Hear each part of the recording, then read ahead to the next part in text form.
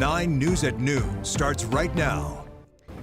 It's a big day for some homeowners in Llata County. For the first time since rivers and creeks spilled over their banks this weekend, some people are getting to finally see their home, look at the damage, even grab some items, but then they have to get back out.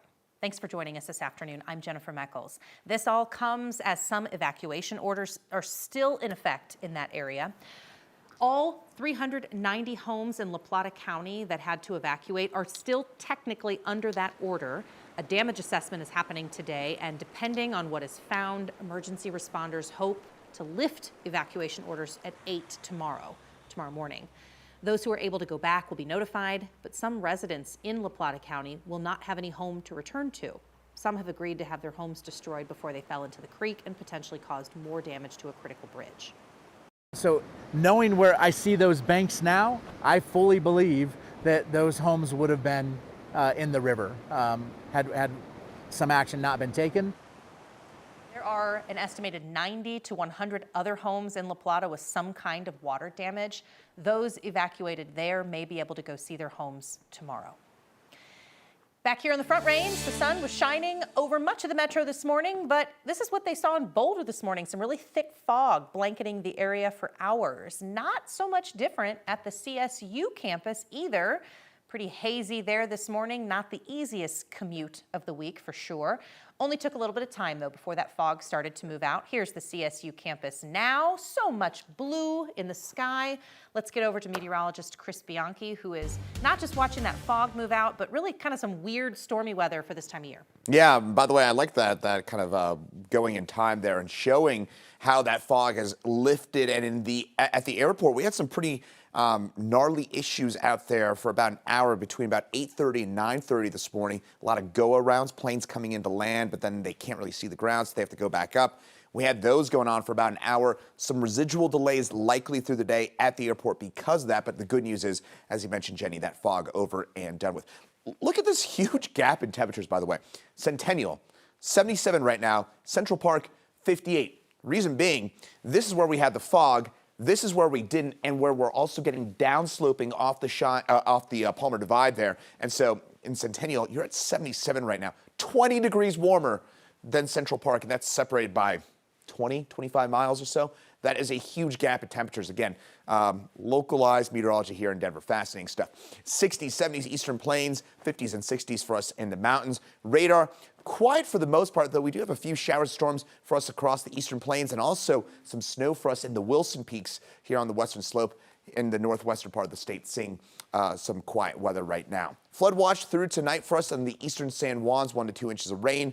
Temperatures today will get up into the upper 70s for us, and we have that unusual risk for some storms, including the potential for a few severe storms. Again, not something that we say every day in mid-October. I'll tell you about that coming up in a couple minutes.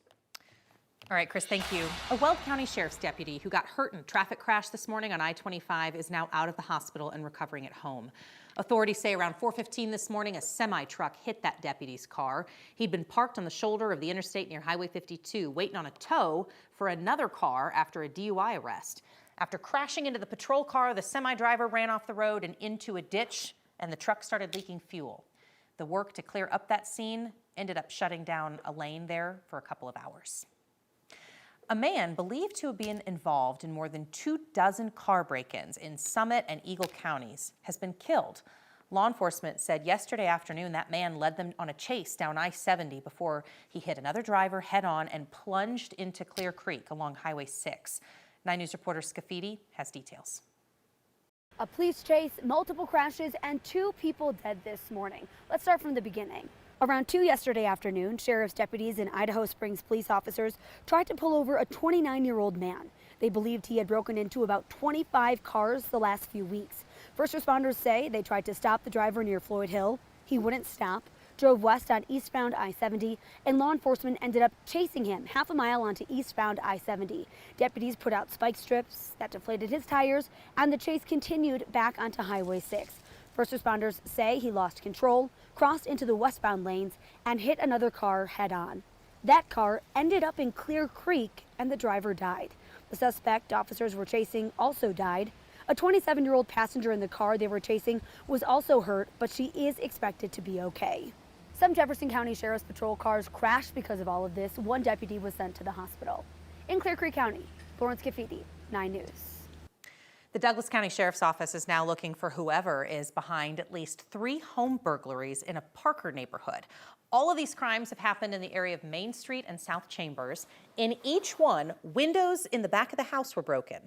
So if you live in this area, the Sheriff's Office is asking for you to check your security cameras if you see anything suspicious during the hours you see there on your screen on October 11th and October 13th.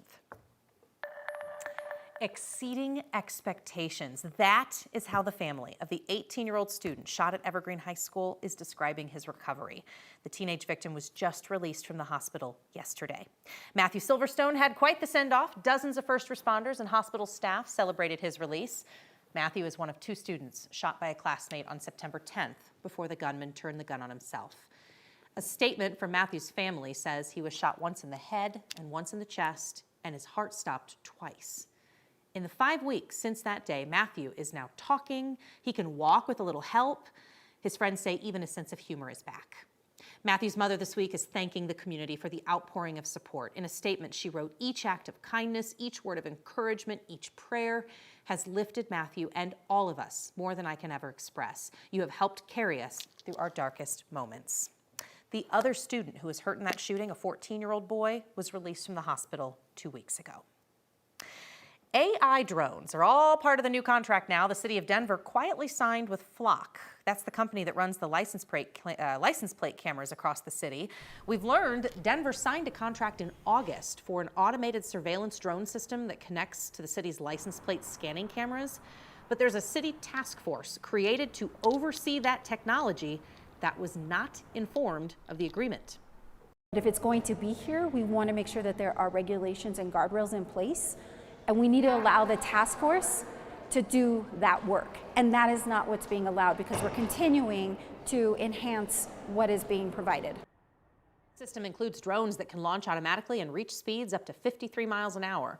According to this agreement, the drones integrate with Flock's automated license plate reader systems, gunshot detection sensors, and the city's 911 dispatch system. Effective today, the RTD police force has a new bureau with 5 detectives. They'll look into personal crimes, threats, or use of force, even felony-level narcotics violations across the agency's jurisdictions in 8 counties and 40 municipalities. This new bureau will be working with local law enforcement to use crime scene investigation capabilities, and CBI will help with evidence analysis.